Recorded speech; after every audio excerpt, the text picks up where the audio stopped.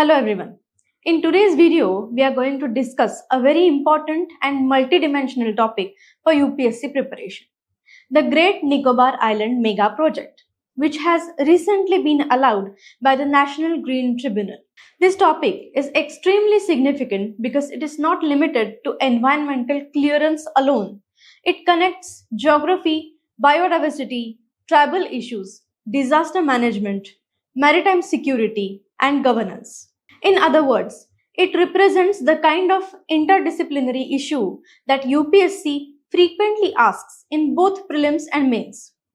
Great Nicobar Island is the southernmost island of India and it lies very close to the Malacca Strait. The Malacca Strait is one of the busiest and most strategically important sea routes in the world because a very large proportion of global trade and oil shipments passes through it. This means that any infrastructure development in Great Nicobar is not merely a regional development project, it has major strategic and geopolitical implications. A strong presence in this region allows India to enhance maritime security, improve surveillance over sea lanes of communication, and strengthen its position in the Indo-Pacific region. Therefore, this project has economic, strategic, and geopolitical dimensions. So, what is this project all about? The Great Nicobar project is a mega infrastructure project with an estimated cost of about rupees 92,000 crores. It is being implemented by the Andaman and Nicobar Islands Integrated Development Corporation. The project includes several major components. The first component is an international container transshipment terminal at Galathea Bay. At present, a large share of India's cargo is transshipped through foreign ports such as Singapore and Colombo. This leads to higher logistics costs and loss of revenue. The proposed terminal aims to reduce this dependence and make India a major player in global maritime trade.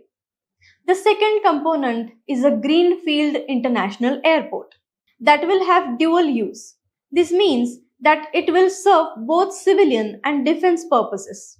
From a strategic point of view, this will enable faster troop movement, improve disaster response, and enhance air surveillance in the Indian Ocean region.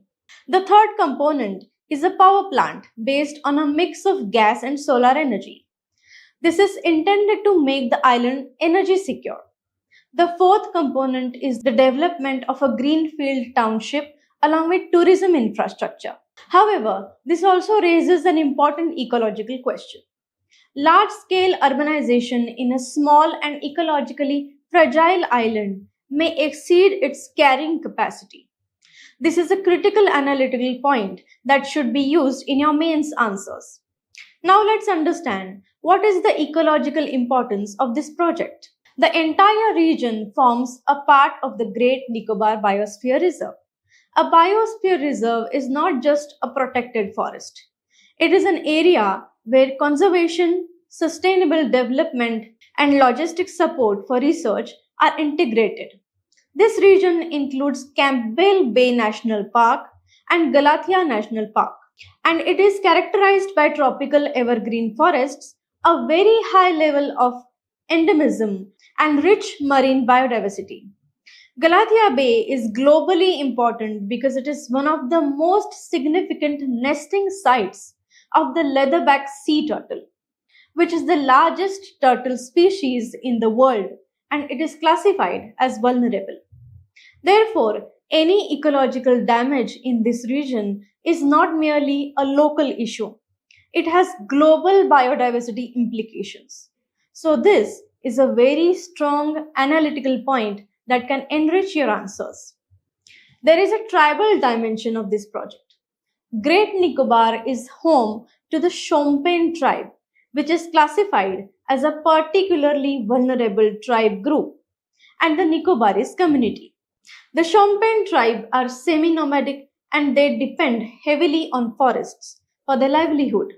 Large-scale infrastructure development can lead to habitat fragmentation, reduction in food resources, and disruption of their traditional lifestyle. This issue should be linked with the concept of inclusive development, the Forest Rights Act, and the principle of free prior informed consent. One of the biggest ecological concerns is large scale deforestation. Around 130 square kilometers of forest land is proposed to be diverted for the project. In an island ecosystem, forests play a crucial role in maintaining freshwater balance, preventing soil erosion, and protecting the coastline from extreme weather events. Therefore, deforestation here can trigger a chain reaction leading to coastal erosion, freshwater scarcity, and ecological instability. Another major concern is that this region falls under seismic zone 5 and was severely affected by the tsunami in 2004. This raises questions about the long term safety and sustainability of large infrastructure projects in this area. Coral reefs in this region act as natural barriers against storms. They support marine biodiversity and help in carbon sequestration. Any damage to these reefs will have consequences for climate resilience as well as fisheries.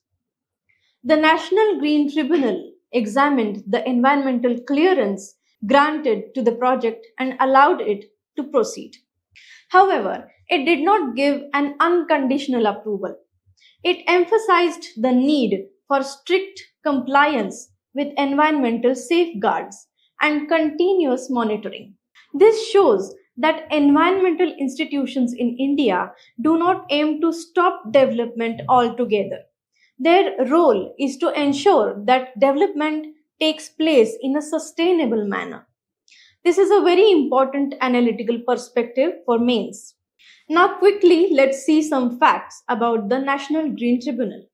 It was established under the National Green Tribunal Act 2010. It is a statutory body and not a constitutional body. Its objective is the effective and expeditious disposal of cases related to environmental protection and conservation of natural resources. Although it is statutory, its functioning is closely linked with constitutional provisions such as Article 21, which has been interpreted to include the right to a clean and healthy environment. Article 48A, which directs the state to protect the environment, and Article 51AG, which makes it a fundamental duty of citizens. At the heart of this issue lies a fundamental question. Can large scale strategic infrastructure be developed in an ecologically fragile island without causing irreversible damage? In a balanced mains answer, you must present arguments on both sides. On one hand, the project strengthens India's maritime capability, reduces logistics costs, generates employment, and enhances regional development. On the other hand, it poses risks to biodiversity, tribal livelihoods, disaster resilience, and long term ecological sustainability. The way forward is not to completely stop development, but to adopt an island specific development model. This should include carrying capacity assessment, meaningful tribal participation in decision making, nature based infrastructure, and strong post clearance environmental monitoring. How UPSC can ask questions on this topic? In the prelims, UPSC can ask factual questions on the nature of the NGT, the location of Great Nicobar, the leatherback turtle, biosphere reserves, CRZ categories, and particularly vulnerable tribal groups. In the mains, the questions can be framed around sustainable development in ecologically fragile regions or the role of environmental institutions in balancing development and conservation. To conclude, the Great Nicobar project is not just an infrastructure project. It is a test case for India's environmental governance.